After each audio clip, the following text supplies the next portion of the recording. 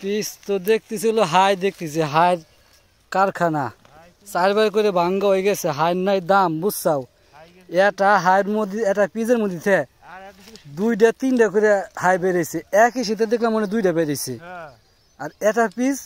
কাল হয়েছিল পাঁচটাইতে পাঁচটায়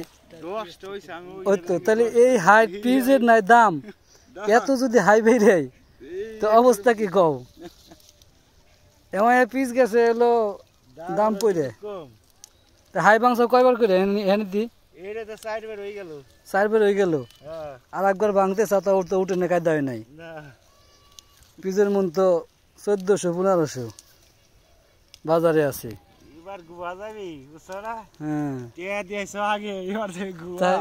না এবার হলো যে মনে করে যে কত দাম বেশি দেয় বড় বড় গুটি কিনছে বড় গুটি দাম কম আর আমার এই জন্য 4টা-5টা করে কাল হয়েছে হাই বাইরেছে ওরকম হ্যাঁ পিস ভালো হয়েছে পিস যদি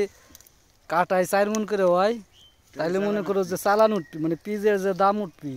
সারো সাথে দাম উঠবে আর যদি তার কম হয় তাহলে মনে করো যে উল্টে দিনা হওয়া লাগবে আর কি তাছাড়া কিছুই না ওই চক বই রেবে খাই ভাঙতেছে না খালি হাই ভাঙতেছে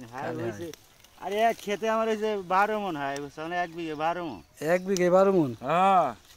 তা তো কমই হয়েছে 12 মন হয়েছে হাই কয় টাকা কেজি বেচাও আরে নাকি ফেলাই দেওয়া লাগছে সব ফেলাই দিছি হাই নাই না 2 টাকা কেজি দিনে আই আরে ওই হাই নাই মন খাবা যায় 2 টাকা কেজি আরে ওই হাই নাই না মোটা মোটা হইছে ও বড় হয়ে গেছে বেশি বড় হয়ে গেছে মোটা মোটা হইছে ওই পাশে হলো হাইট ধান বাজছে আর এই পাশে হলো ঘাস না হ্যাঁ এই যে সুজনের কি গাছ যিনি কয় হ্যাঁ নমু ঘাস খ্রিস্টান গাছ তো আজকে নিয়ে নেবেন না হ্যাঁ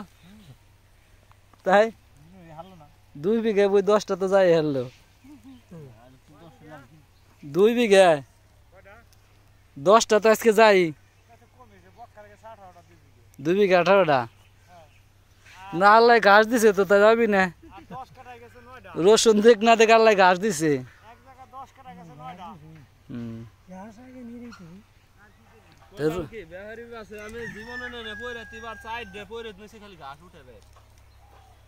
ঘাস হয়েছে হ্যাঁ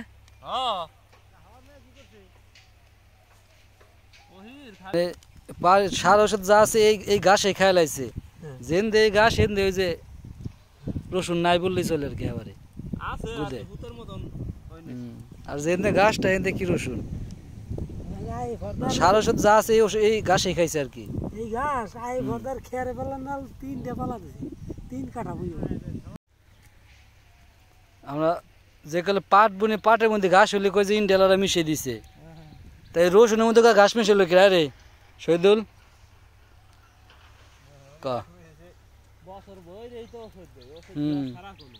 আর পাটের মধ্যে ঘাস হলে কই যে ইন্ডিয়াতে মিশিয়ে দিছে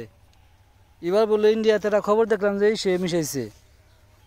ওই যে ইন্ডিয়ান যে পিজের দানা আছে না ইন্ডিয়ান পিজের দানার সাথে ঘাস আইছে ব্যাপারী ও এনায়েত হোসেন 33% জমিতে রোপণ করেছিলেন ভারতীয় পেঁয়াজের দানা সরকারিভাবে বিনামূল্যে পেঁয়াজের বীজ পেলেও চাষাবাদ করতে খরচ হয়েছে আরো 40,000 টাকা কিন্তু 2 মাসের মাথায় পেঁয়াজের বীজ থেকে চারার বদলে গজিয়েছে ঘাস আর লতাপাতা এমন চিত্র মাদারীপুরের 600 কৃষকের জমিতে পেঁয়াজের বীজটা মানে রোপণ করার পরে মানে পেঁয়াজের বীজটা জ্বালায় নাই